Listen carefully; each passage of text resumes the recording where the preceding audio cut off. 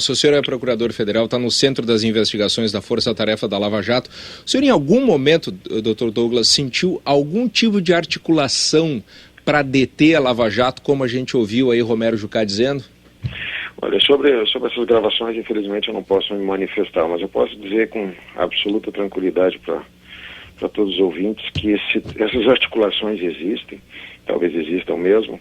Ao Ministério Público elas são absolutamente indiferentes, porque o Ministério Público vai continuar trabalhando independentemente de qualquer tentativa de vontades políticas ou não, porque o Ministério Público está preocupado em apurar os fatos. E ele vai apurar todos os fatos que for possível fazer. Mas existe de fato, porque a gente fica se perguntando até que ponto essa influência pode minar as investigações.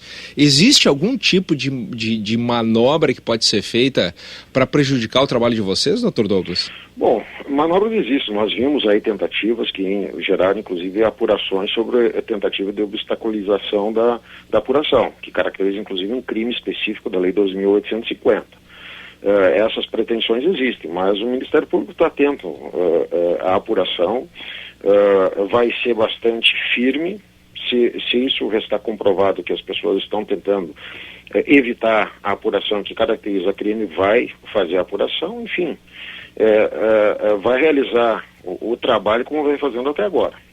Nós, quando convidamos o senhor para conversar com os ouvintes do Gaúcha Atualidade, ainda na sexta-feira, era para falar genericamente sobre a importância das delações premiadas na Operação Lava Jato, sobre o andamento da operação em si. Agora, acordamos hoje com essa novidade em relação a Sérgio Machado.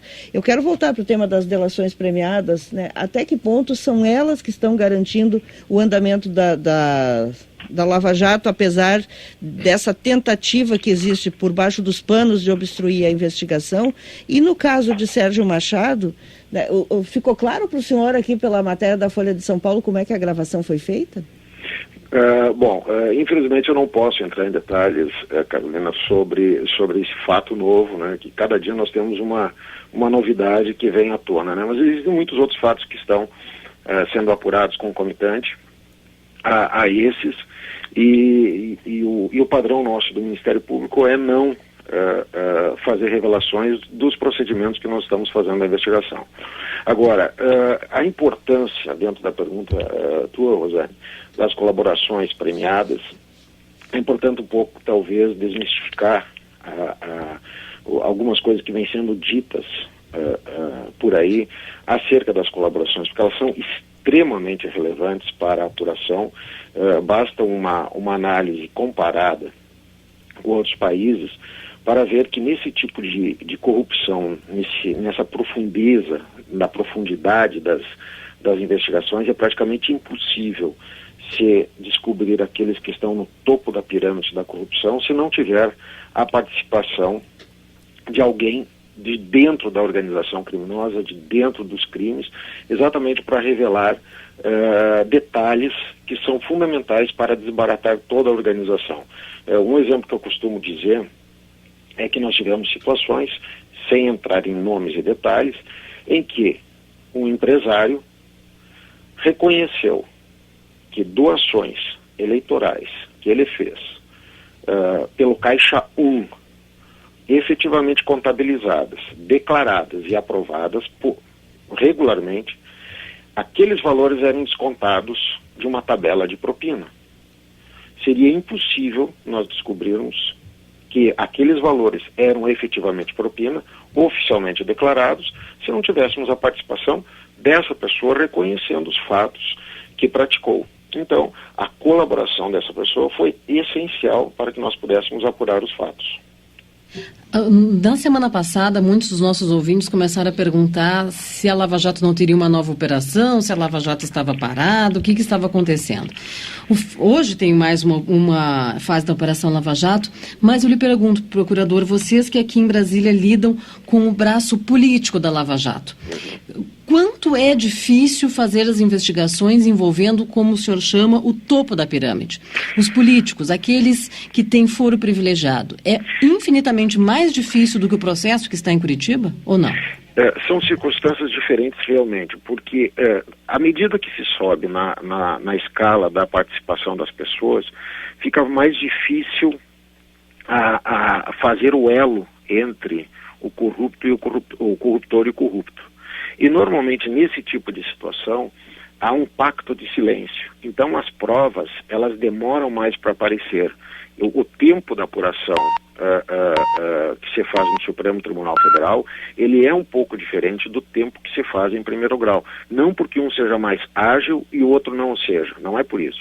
É exatamente pela dificuldade de conseguir a apuração da prova, de fazer o caminho do dinheiro, que normalmente não há pagamento de dinheiros por contas bancárias identificáveis de forma muito fácil. Muitas vezes os valores são pagos em dinheiro, outras vezes são depositados no exterior em operações que nós chamamos de dólar cabo. Nós dependemos de cooperação internacional. Nós já estamos, nesse caso, com mais de 100 pedidos de cooperação internacional com vários países, especialmente Suíça, para a identificação da movimentação dos valores. Tivemos também, com as colaborações premiadas, a possibilidade de identificar por indicação dos colaboradores, muitas situações de valores depositados no exterior. Apenas para que vocês e os ouvintes tenham uma noção de valores, o Brasil, em toda a história de recuperação de valores de crimes do exterior, trouxe de volta para o país aproximadamente 100 milhões de reais. Só na Lava Jato, até o presente momento, em 3 anos, nós já garantimos o retorno de 864 milhões, são aproximadamente 900% a mais do que toda a história. Nós já temos bloqueados no exterior, especificamente na Suíça, mais de 800 milhões de dólares, isso dá aproximadamente 3,2 bilhões de reais, tudo em face da possibilidade da colaboração premiada auxiliar a elucidação desses fatos. Então, é tudo um pouco mais complexo do que normalmente uma apuração que ocorre em primeiro grau. Uhum. Dr. Douglas Fischer, nós conversamos recentemente com o Dr. Paulo Roberto Galvão, que é um dos procuradores na Lava Jato também, é o seu colega, e surgiu a pergunta, eu fiz essa pergunta a ele, porque é uma curiosidade que todos nós temos. Quando a Lava Jato vai ser... Até onde vai a Lava Jato? Porque olha, na medida em que passam as semanas, nós estamos vendo mais e mais desdobramentos e ela amplia o seu foco, chegando a outros políticos, outras figuras, outros empresários, outras construtoras. Em que fase nós estamos hoje da Lava Jato? Chegamos à metade da Lava Jato já, ou tem muito tempo ainda, mais 1 ano, 2 anos, 3 anos. Quanto o senhor imagina que vai ser necessário para concluir todo esse processo? É impossível fazer essa previsão, Escola, e já me perguntaram isso várias vezes, porque a investigação é um procedimento muito dinâmico. Cada dia surge um fato novo e nós vamos atrás desses fatos. Um posicionamento muito claro, assim, mas muito expresso do Procurador-Geral nós vamos investigar tudo e todos que estiverem envolvidos. Isso é uma questão absolutamente tranquila, né? Às vezes as pessoas podem achar, não, mas não estão investigando A, não estão investigando B. O Ministério Público investiga fatos. Não importa que A, B ou C estejam envolvidos, serão investigados. Só que muitas vezes não podemos falar o que estamos fazendo exatamente para não perder a investigação, e nem sempre a percepção da população, eu acho que determinada pessoa está envolvida, significa que nós possamos iniciar uma investigação formal. Nós precisamos ter dados técnicos mínimos, porque senão nós vamos perder a seriedade da investigação. Nós precisamos fazer algo sólido. E talvez esse seja um dos grandes legados e grandes procedimentos sendo adotados agora na Lava Jato, que tudo é feito com segurança, com solidez, exatamente para garantir a eficiência e a eficácia do que está se fazendo. Não adianta querer adiantar tudo, se antecipar para fazer uma determinada investigação, se depois, 2, 3 meses depois, isso vai cair por uma insuficiência de provas ou por uma temeridade na investigação. Então tudo é feito com a devida calma, exatamente para dar essa segurança que a gente precisa. Agora, o ritmo dos senhores no Ministério Público Federal, o ritmo do Procurador Janot parece ser outro, diferente do Supremo Tribunal Federal, porque nós temos ali casos como o do senador Renan Calheiros, em que a essas alturas já são 11, né? Eu perco as contas porque cada vez aumenta mais, 11 pedidos de investigação de Renan Calheiros. Sim. Vários dos ministros do novo governo tem vários pedidos de investigação e estão lá esperando pela autorização. Tem uma falta de sintonia nesse ritmo? Como é que se explica o fato de o procurador ter feito tantos pedidos de investigação e até agora boa parte deles ainda não ter sido deferido? Não, praticamente todos os pedidos feitos, eles estão sendo realizados, Rosane. Eles estão sendo, só que nós não divulgamos o que estamos fazendo. Ah, bom. Então tá, esclareça esse é o isso detalhe, né? Às vezes a impressão que se tem é que não se está fazendo. E é natural que seja assim, essa impressão, mas de fato, todos os procedimentos que nós estamos adotando estão sendo levados a efeito pelo Supremo Tribunal Federal. Claro que... Isso significa então, doutor Douglas, que nós teremos uma leva de denúncias nos próximos dias, semanas? Veja bem, uma coisa é iniciar uma investigação, outra coisa nós temos denúncias. Né? Nós temos no Supremo Tribunal Federal até agora uma denúncia recebida, né? Mas nós temos mais 9 denúncias que já foram oferecidas, que estão pendentes de recebimento. Por que elas estão pendentes de recebimento? Porque a legislação ela prevê que, no caso concreto, nós temos 9 denúncias e são 32 acusados já no Supremo Tribunal Federal. Esse é um dado objetivo. Né? E além de 47 inquéritos em andamento. Então, uma coisa é iniciar a investigação. Para eu investigar, eu posso chegar no oferecimento da denúncia e depois o Supremo receber. Só que a Lei 8.038, que regula o procedimento das denúncias perante o Supremo e perante os tribunais, ela tem um procedimento diferente. É oferecida a denúncia, aí é aberto prazo para as pessoas fazerem uma defesa, apresentar seus argumentos. Este processo volta ao Ministério Público, que se manifesta sobre o que disse a defesa, e depois volta ao Supremo para que o Supremo inclua em pauta para analisar se recebe ou se não recebe a denúncia. E um dado importante, até o final do ano passado, o regimento interno do Supremo previa que todas as denúncias eram recebidas pelo plenário, como todos viram aquele julgamento do mensalão, e recentemente o recebimento da denúncia do deputado Eduardo Cunha. Agora mudou.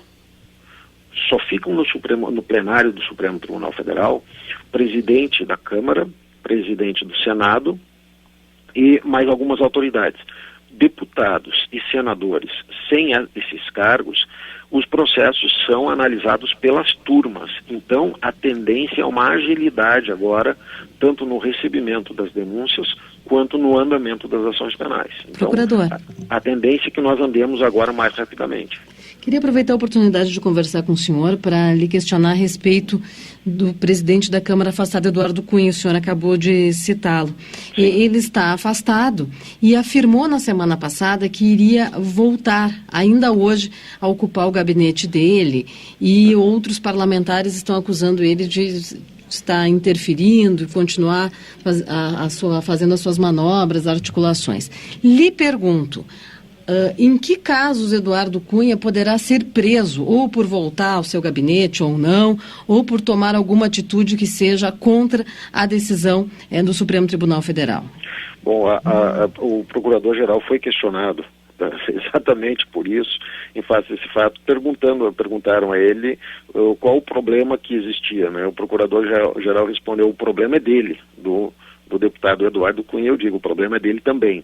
O que o Supremo Tribunal Federal fixou foi um afastamento dele, e é importante que se diga que esse afastamento não é nem político nem eleitoral, ele é de natureza criminal.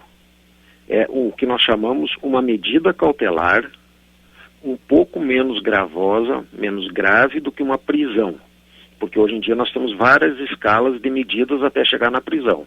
O que a lei diz é: se ficar demonstrado que aquela medida cautelar adotada, menos gravosa, não está impedindo a pessoa de praticar crimes ou de condutas que impeçam investigações, isso pode levar à prisão. Pode, em tese pode. É apenas um esclarecimento da legislação para os ouvintes. Tá certo. Dr. Douglas Fischer, olha, muito obrigado pelos seus esclarecimentos, pela sua entrevista, a disposição de conversar conosco mais uma vez nessa manhã. Bom trabalho aí para vocês na Força Tarefa, tá?